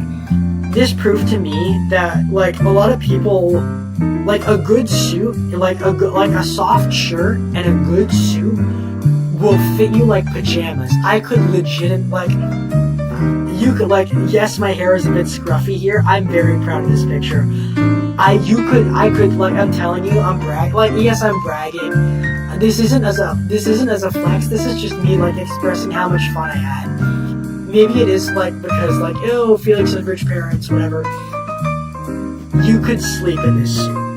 I love this sharkskin gray suit. It's not literal sharkskin. It's what they say for the fabric. It's a very lightly fabric. I think it's sharkskin. I think it's mohair. You could here's the thing. If Rudy will unfortunately never hold a suit review. I don't know whether like Lumi or Urka will ever hold a suit review again. Or if Sheena will hold another outfit review. These two are the ones that I'm picking because I had so much aura in these, and I'm like still riding that high. I'm still riding that high. This was inspired, like, the reason why I brought this along was inspired by the movie Goldfinger. Hold on, let me go find it.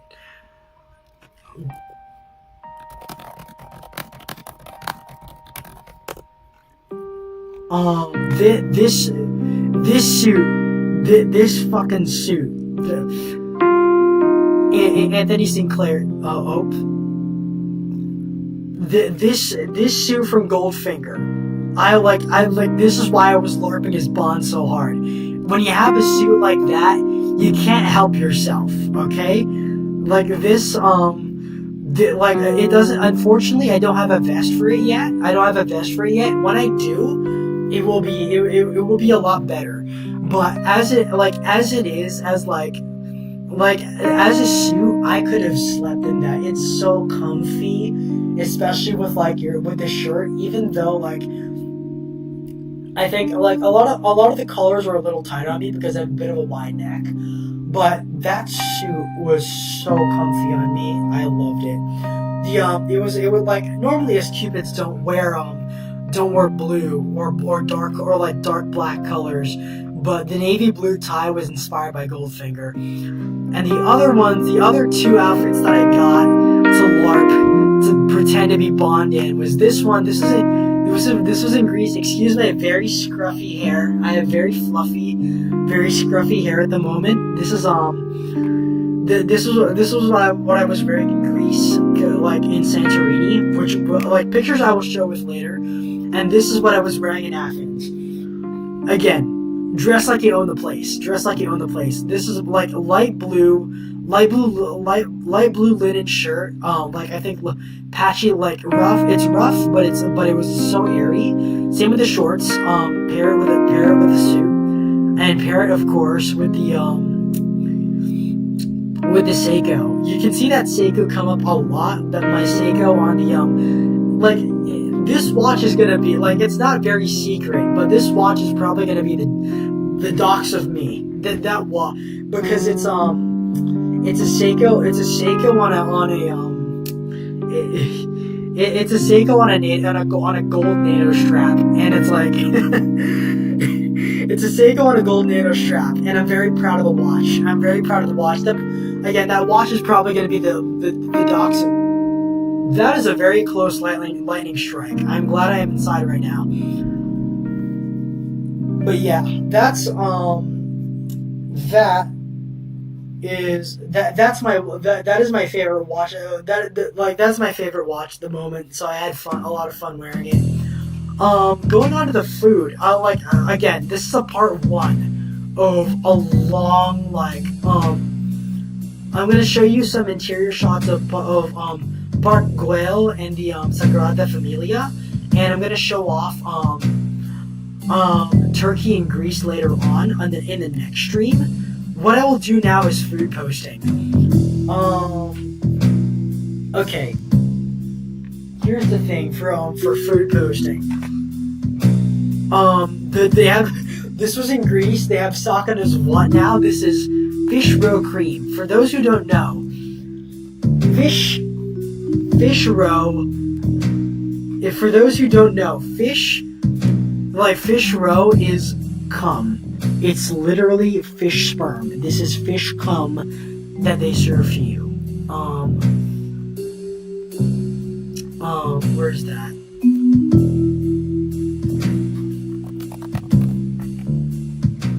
Hard roe is the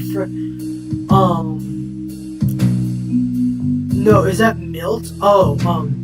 The soft roe or white roe denotes fish, milt, and not eggs, or delicacies such as caviar. Where is that? Where is that? Fish roe cream. Yeah, that's right. Yeah, white roe is the It's they have. I did not order this on the menu, but I am advertising this to you. So they had hummus. They had Arab style hummus, and they had fish. They had cum.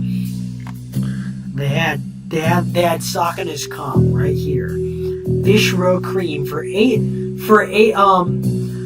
euros and 50 for 8.5 euros. And this is in Greece. This is in Athens. I want to emphasize that they have fish cum. They're selling it, and they're selling it for €8.5. They have Sakan as what now? They have, yes, they have that. This is a teaser for this is a teaser for when we get to Ephesus. When I finally organize those pictures. This is Mollington in Anatolia, pretending to be a Greek statue.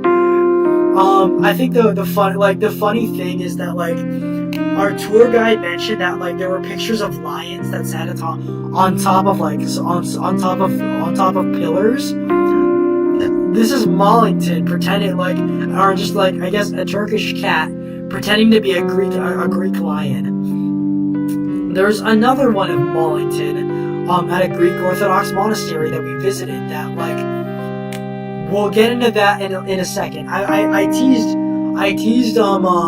Mr. Demonstris because he was talking about extra virgin olive oil, and I have to talk about the olive oil because all three of the countries, 3 or 4 of the countries that I visited, all of them have their own olive oil. But here was the highlight. Here's a couple highlights. Yes, I ate Pippa. Again, I'm emphasizing that. 1, I saw Sakana's cum on the menu. 2nd, I ate Pippa. I ate Pippa. And you know what I unironically did? What I unironically did is that I woke up today craving this pasta with shredded ground Pippa on it. It was nice. I liked it. I wanted more. I think this is basil. This is pulled pulled pork. This is pulled rabbit with Parmesan and butter pasta. This is butter pasta with pulled rabbit and I think spinach and basil.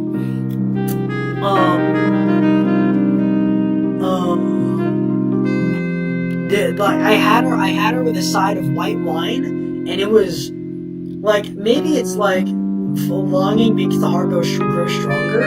I did not care for this when I first dug in because it didn't taste like anything. Rabbit is an extremely fine meat. It's extremely lean. It's all muscle. It's all flesh. There is very little fat. There is very little bone marrow. There is very little anything besides pure meat. There is little fat. There is little anything else.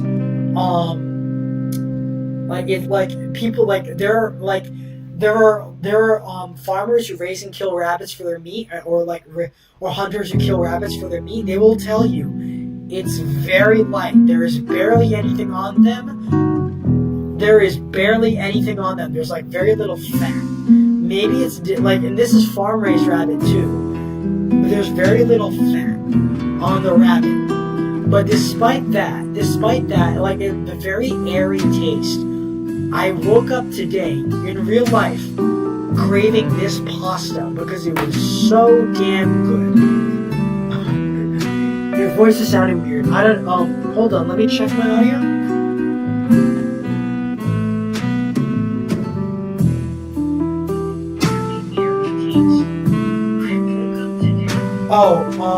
That might be hold on, let me check my Streamlabs. Let me check my Streamlabs because I'm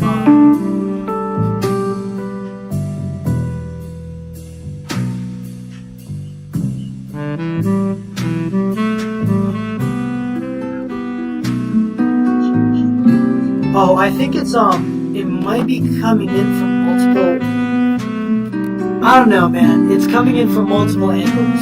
It's the voice. My voice is sounding weird. Yeah, I noticed it too. My bad. But yeah, that's Pippa. I ate Pippa. I ate Pippa. That's what it is. My dad had a rabbit stew. It was like a red wine rabbit stew. We thought it would be like a literal stew. No, it was not a stew of rabbit. It was a whole rabbit that they dunked in red, that they boiled in red wine, and it was actually better than mine. But I respect it. I still like both dishes. It was excellent. I quite liked it, quite a bit. A lot of fun with that one. Lot of fun with that one. Muya has more complexity to her meat. And then this was a really funny thing that happened to me on the cruise. So, like, speaking of swanky, like me wearing like fancy stuff, I was carrying. I still remember this very vividly. I had.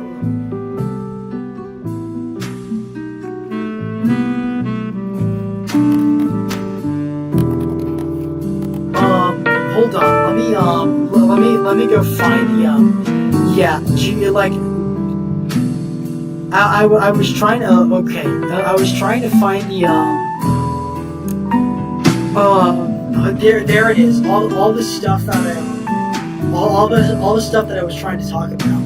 I noted it all down. He had like pinstripe dark gray trousers, a dress shirt with French cuffs and gold pins, sunglasses, this buzz cut, like a very blunt face, very like you could tell he was British, but he wasn't like ugly or whatever.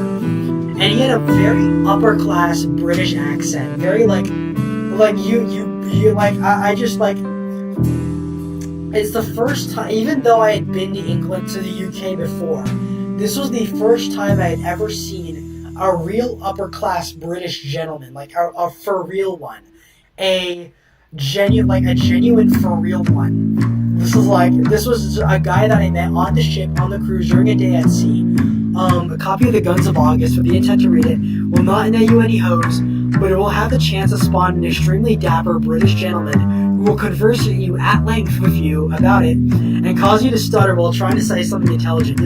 I felt like I was intimidated by him, not because he was being like weird to me or anything or like forceful on me, but because like I felt like I was like very visibly lower class compared to this man.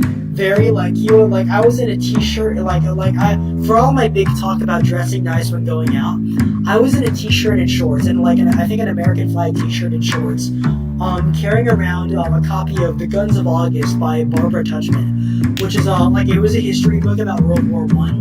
He approaches me and he goes, "You're reading The Guns of August?" And I was like, oh, I was caught off guard. I was like, "Excuse me, sir, and The Guns of August, are you reading it?" And I was like, yes, and he goes on this spiel about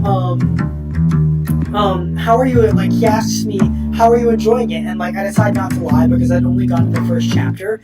I say I like it a lot, and he proceeds to converse at me at length, like this guy, unironic. Like if you've listened to Lord Rexworth, if you follow Lord Rexworth, not Mollington, Rexworth on stream, he sounded like that, very aggressively upper class, very but he was still smiling at me. You could tell this dumb American in his early 20s is talking about is reading The Guns of August, probably he wants to look mature, but he asked me about it. He acknowledged about my interest in World War I and history, and we kept talking about geopolitics and the End of History by Francis Fukuyama came up a couple by him, because I referred to it I brought up The End of History and how the geopolitical situation of back then compared to our geopolitical situation now, or I brought up most of it was me trying to sound smart, but I was genuinely very invested in what he had to say. I compared his World War I, the global war on terror, or the state of geopolitics back then. But yeah, very interesting man to talk to, especially on just a random cruise ship. And he just goes off into the distance. I don't know where he went. Probably he went on some other. He got off in Greece or on something, because this was after Malta. But I hold on.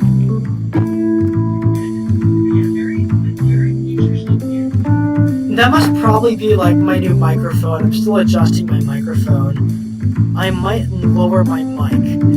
But yeah, it's like I am like grateful for this like random British dandy. Although he isn't a dandy, he's like very clearly upper class. To stop this random American idiot in his 20s to talk about the Guns of August, and he claimed to know to be like a friend of a guy that wrote the First World War, by a guy named Gary Sheffield, about the forgotten victory of World War One. But that's some insane stuff to talk to just come across a guy. It will not net you any hoes. It will not net you any hoes, but it will not net you any hoes, but it will carry a lot of weight, because you will be conversing with a lot of very well-read people, and that's crazy to me that you can meet someone like that.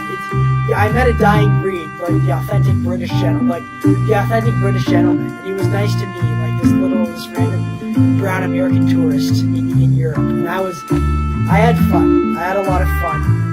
I will be talking at length a lot more about all the other stuff on Wednesday. This is functionally a part 1 of all the stuff I wanted to cover. All the stuff I wanted to cover for now, because this is all that I have photos of at the moment. But yeah, this was a great trip for me. There were parts of it that I didn't enjoy, but despite you could tell in my last stream that I was being very reluctant to go on this trip. I basically said it. I did it because my parents wanted me to go, and I'm thankful for that opportunity. But yeah, I loved Malta. I loved the ship, and I will go into later about the good parts that I liked about Turkey and Greece. So, music is a little loud, my bad. But yeah, thank you. I guess that's it for now. Hold on, how long have I been going for? 1 hour 56. I'll linger on it for a little while longer. But yeah, a lot of our tour guides are just amazing people. I have to get my names from my dad about the kind of people, the names of the people that we've booked as our tour guides, because they were great. That again, I think the best part about having our tour guides is that they were people that you as a tourist could hold a genuine conversation with about the location of the people. And again, while I'm not a tour guide, I do count that random British gentleman. And I do mean an honest gentleman among them. He genuinely, he could have walked, if there was anyone who could have walked out of a page as Bill Tanner in a Bond novel, that British guy, I didn't get his name, because I didn't get his name. Or at least I don't remember it, but he's they're those kinds of people that you're I'm thankful for having met those kinds of people, and those kinds of people to be on a tour like this, on a European vacation like that, is the best kind of people. The people you can genuinely converse about when it comes to history, when it comes to autistic subjects. That's just cool as hell. Again, if you're ever going to travel abroad, even and it's a big lesson, even in the U.S., when you're booking a tour, don't be afraid to get a tour guide. Don't be afraid to get don't be afraid to get a ride or some kind of local non-Uber or non-taxi service who will explain to you everything about your location. That will be fun. That will be a lot of fun. That would be a lot of fun. Here's the thing. Something that I don't want to get too political, but something that I noticed in places like Malta and Greece specifically, they even though they're not rich, they're still this countries, but they're still very prosperous because they, like, you can tell there's not a lot of migrants. There's not a lot of European migrants to Greece or Malta, and you can really tell because like they take care of their country. Like when they do accept migration, they're accepting immigrants that like really care about the country, and it's just like they're accepting people that they take care of their countries. Is what I'm trying to say. Like I'm not saying like immigration is bad, especially because I myself am an immigrant. But like they're accepting people who love their country as much as they do, and I think that's important for a lot of European countries. It's pretty big for them. But yeah, that's all I've got for today. I will be seeing you guys on Wednesday to continue my what went on while I was away in Europe, in the Mediterranean. Thank you, Hallowed. Haven't seen you in a while. Thank you, Kilroy. Thank you, Dantiok, and thank you, Big Yike. Thank you. Actually, Big Yike, could you specify your question a bit more about about which countries are you talking about when it comes to what were their attitudes towards Americans and America? What were you talking about? What were the countries specifically that you were talking about? I would like to know if you're still in the stream.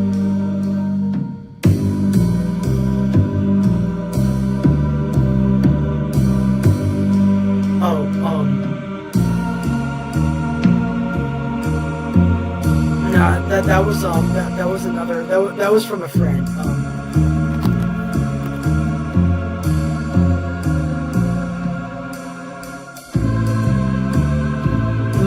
All the ones you visited. Here's the thing. When it came to Spain, like from here's the thing. The subject of America and Americans didn't really come up, despite me being surrounded by a lot of American tourists.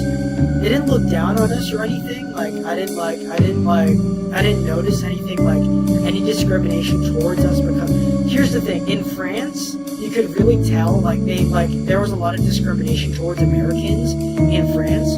In Spain, you don't really notice it because there's a lot of American tourists there anyway, and they don't a lot of the locals pay no mind. But right now, Spain isn't exactly the friendliest country to America. I don't know if Catalonia would be if they seceded. I don't know anything about that, but it is what it is. In Malta, even though there weren't a lot of American interactions there, they were everyone was incredibly kind to us. A lot of American tourists came by. Something interesting about Malta, when I was visiting one of the cathedrals in Mdina, one of the big things that you saw was this big field trip of Japanese people. This Japanese I think it was a bit of high school field tour group. All of them in the Japanese schoolboy and schoolgirl uniforms. It was really interesting to see in authentic Japanese authentic Japanese tour group in Malta, of all places. But I guess it makes sense because it's they're visiting Europe and all that. I joined a bit late, so I will watch the VOD later. But yeah, I will go more in depth about the other countries. But Greece loves Americans because they're always talking about their uncle in Tampa or their uncle in Miami. Greeks love America, even if it's mixed. Either here's the thing: the Greeks will either hate you or love you as an American. Either they don't like you as an American because they're sick of tourists and sick of people who don't speak their language, or for other reasons, for political reasons, or they will love America because they have people in America and they want to immigrate there someday or whatever, or they're interested in visiting America one day. The Turks, it's mixed, and it's kind of like Spain where you pay no mind. They know you exist, but they pay no mind. They see you as just another tourist. most positive interactions I like, the most mixed, but also the most positive interactions I got towards America in general was in Greece. The ones that I got the most positive interactions in general was in Malta. So that's what it was. That's mostly what it was. But yeah, thank you everyone who came. O2 love, and I'll be seeing you on Wednesday. Thank you everyone who came. Let's see if there's anyone to raid. If the Monstrous is streaming, then I will be raiding into him. Ooh, Scarlet is streaming.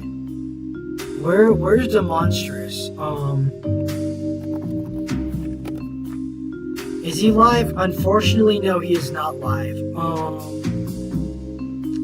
I don't really care about, like, I love Mr. James, but I don't really. Actually, you know what? I'll be sending you to Pascal Saucer. Thank you everyone who came. It's love, and I'll be sending you to Pascal Saucer.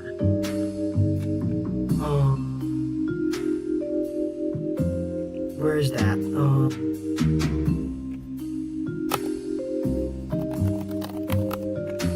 Thank you everyone who came.